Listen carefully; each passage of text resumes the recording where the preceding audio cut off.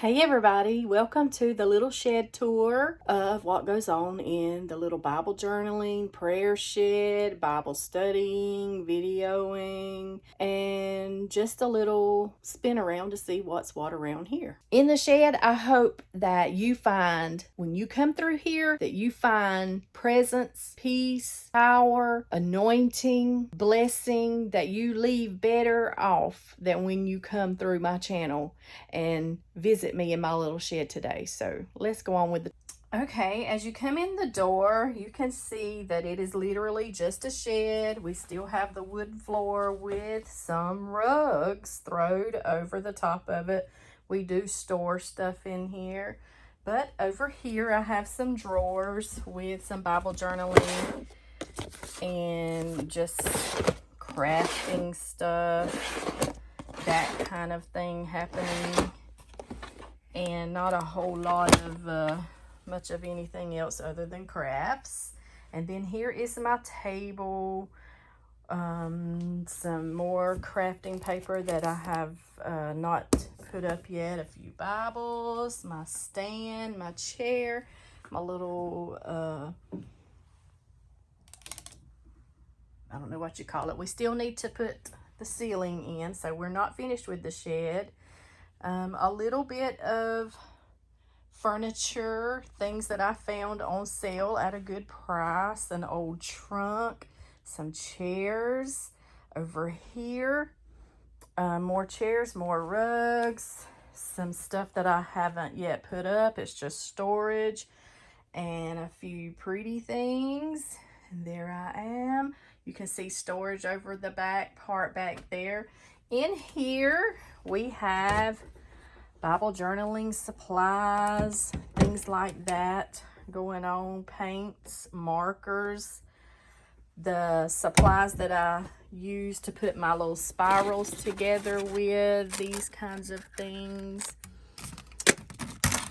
And then over here we have more supplies, paper cutting supplies. There's all kinds of stuff in here. Stickers, cleaning supplies, old blankets and towels and things to use. Then back over here, canvases, because I thought one day I would be a painter. Haha. Some of prayer journaling supplies, some glasses. And then when you spin back around, we got the globe so we can pray for the world. And then over here, this was going to be my prayer board, but I never got around to finishing that.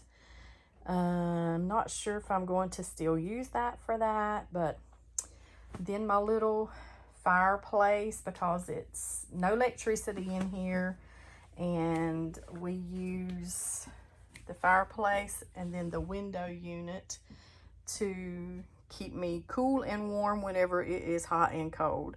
This is what I punch my holes for my spiraling Bible things, studies that I home make. And then here we go back around. So that is literally a tour of the little shed. And so whenever I come in, I usually sit at my little table here and I put my camera up there and I talk to you like you're in here with me. And so that's what I do in the little shed. I have a hard time finding time to get in here, but when I do, I really enjoy it. And y'all are kind of crooking it about disturbing my peace over here. So, been looking at my little crafting supply section over there. Those little pull-out drawers with all my stuff, my glue, my tape, my papers, and thinking of something that I wanted to do here lately. So maybe I will use my next few videos to go through some of that. But I have an idea in the back of my mind. I thought I might do several different things, so I'm really kind of up in the air about which way I'm going to go. I may go in all kinds of directions, who knows. But yeah, that is basically about all that there is to see in the shed here. Literally, it's just a little shed. No electricity. My little twinkle lights that's on the porch make me happy to look out my window at night and to see that my shed is still here. And it is on a little, what do you call that? Where the solar, it is solar panel. So, and then anything else that I run in here from electricity is from a drop cord that stretches through. And yeah, so got the shed at a good deal. So I'm so thankful for that, and thankful for God, and thankful for the opportunity to come in here and to share with you guys and girls and whoever all is out there that tunes in, and to be able to like bring you some happiness, maybe some encouragement, maybe point you to Jesus. Hopefully that is the ultimate goal for any Christian. I think we want to reach out to the world and to be an encouragement and to do what we are called and purposed in the earth to do, and that is to shine our light and to love God and to worship and pray and study his word. And so this shed is something that brings me joy and peace and happiness, and at the same time I don't get to spend a whole lot of time in here, like literally 30 minutes, maybe an hour a week or every other week or something like that, sometimes more, depending, because of no electricity and it's hot, and when I get off of work so much usually is going on. So you know, you have to cook, you have to clean, you have to do laundry, you have all your thing, you have life to live. So I don't live in the shed always constantly in here woohoo partying, having fun with my little crafts. Or no, it's not like that. In fact, those craft supplies, I've been looking at them for the longest time thinking, what am I going to do with all this stuff? I thought about having a little, putting together a little couple of bags or something to like share with some people that I know that might like or enjoy that kind of stuff that I come in contact with every week. So maybe that some of that might bring them some joy and peace. Most of this stuff I found either online or at Michael's or Hobby Lobby or the dollar store or Walmart or wherever, and most of it was literally marked down to chump change. So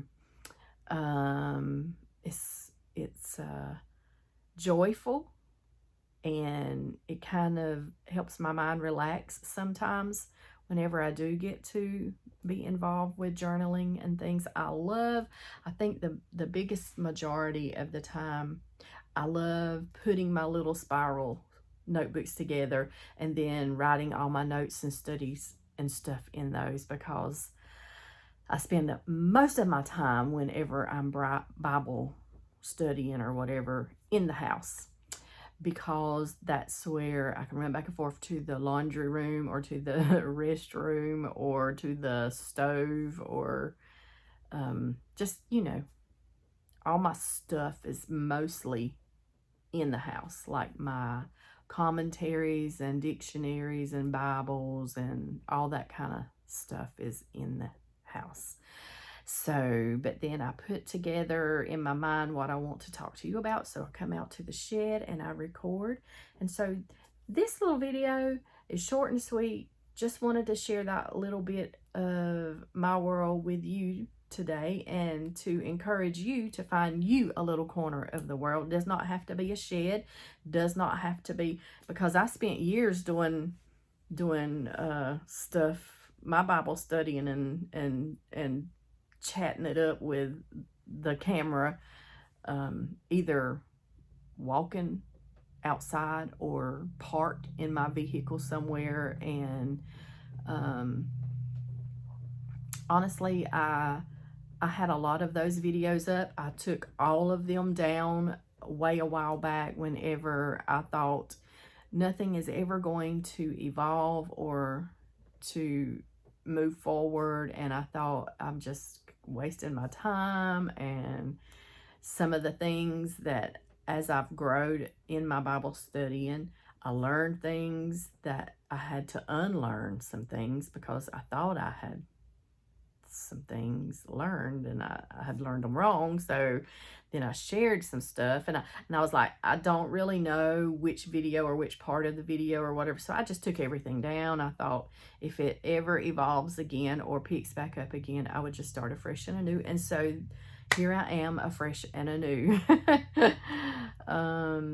in the used shed that the Lord provided for me. And so, but find you somewhere, whether it's behind the steering wheel, driving down the road, because I still do that. I still find a place sometimes down a dirt road, and I just sit there and I just cry and boohoo and pray and talk to the Lord. And then sometimes I come in here, but I don't spend a whole lot of time in here. So I want to change that eventually, hopefully, sometime in the future. Maybe we can get some electricity going in here. Got so much work to do after the hurricane. Everything kind of shifted our focus on cleaning up and trying to rebuild and replace things that the storm blew away. And so what was so amazing is that God used all the things that the enemy would send to work for our harm or to take from us. God used all of what was supposed to end up being bad, and God turned it around and worked it for our good. I really have literally seen God do that through the last several years of my life. And so, trying not to break down here, but thinking back to the end of 2019 and how the whole world changed. So you never know what is going to happen in your lifetime. And there are things that are out of mine and your control. But there is never a time where anything is out of God's control. And so if you will find some time to spend with the Lord, and you're going to have to fight for that. You're going to have to fight for that. And I'm going to say it again. You're going to have to fight for that, because it's not going to come easily. And it's going to be fighting tooth and toenail to spend time in your word, time in prayer, time just sometimes just being, sitting still and being, not always even studying the Bible or talking, just sometimes just sitting in his presence, because there's something about God's presence, his presence, his spirit, and the anointing. PSA, presence, spirit, anointing. Public service announcement. We need the presence, the spirit, and the anointing. We need God. We need God more than we need anything. Because of God, we exist, and so does everything else. He is Abba, the source. Go back to Genesis, from the original creation of any and everything and everybody. It all comes from one source, and that's God. And God gives us resources. And so what we do with the resources that God provides for us will determine our tomorrows, not just our todays, but our tomorrows and all of our future and the future of those who we love and leave after us. So you need to find some time to spend in God's presence. You do. You need his presence in your life. And you need his spirit, because if we don't have the spirit, there is no life. There is no leading, because that's how he leads us and directs us, is through his spirit. And that is how we be born again and have new life in him, is through his spirit. And then the anointing, because the anointing of God on a person, it will come through crushings, it will come through hardships, it will come through tests and trials, but it makes all the difference in the world. His presence makes all the difference in the world. His spirit makes all the difference in the world. His anointing makes all the difference in the world. And so we need that. We need it from God. We need him. We don't just need the things that we can get from him, but we need him. And sometimes how we get more of him is sometimes to just be still in his presence and let his spirit do the work and his anointing flow upon us, in us, through us, and out into the world. And so find you somewhere, if it's nowhere but in the corner of your closet or in the back side of the woods behind your house, or in your vehicle down a dirt road. Find you a place. And it doesn't have to take all day, though you could spend all day there, but you know, the peace of God, real peace only comes from God. It does a work in us. It causes us to be able to just rest in him, and to trust, and to wait, and to be still, and know that he is God as we are going through the things that we are suffering through in life. And believe me, I don't care who you are, or who he, she, her, they, them, who anybody is, everybody is going through something. Whether they're rich, poor, young, old, whether they speak this language, that language, whether they live on this continent or that continent, everybody is going through something. And it may not be the same something, but there is something about pain. It does not discriminate, and it hurts no matter who it is that's feeling it. And there is something about the peace of God. It does not matter who the person is or what they're going through. The peace of God that passes all understanding will help hold you up through what is causing you the pain and the hurt and the heartache in your life. And we all need that. There are people who don't believe it. They don't believe in him. They don't want it. And you cannot force that on anybody. But you can pray and ask God to do a work in their life that would cause them to have a moment with him where they have a come to Jesus meeting with him. And then from there, God's presence and spirit and anointing can do what you and me could never do. And it can do it just like that. And we can never outdo God. We can't outthink him. We can't outsmart him. We can't outrun him. We can't outshine him. And we can't outwork him.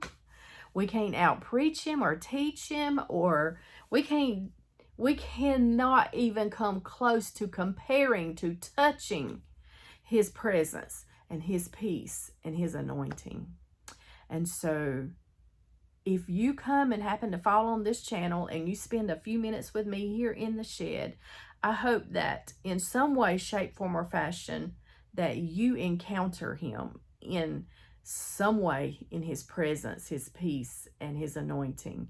And I pray that this little that I have, that God would take it and however long it lasts, or down through the ages, whether it is a week or 1,000 years, however God intends to use it, I pray that it points people to Him and that they find His peace and His presence in the power of God. You know, it's not by our might or our power, but it's by His Spirit. But the power of God, His spoken word in Genesis, when He said something, He then looked and He saw what He said. So I pray that God would speak a word to you through this channel in some way, shape, form, or fashion, that it would cause you to perk up and to look up and to receive from Him whatever it is that He's wanting to give to you, that He is trying to talk to you about, or that whatever direction He's trying to lead you in. I hope and pray that when you come by here, that you leave better than when you come by. And so that's the little shed, and that's my little spiel for the day.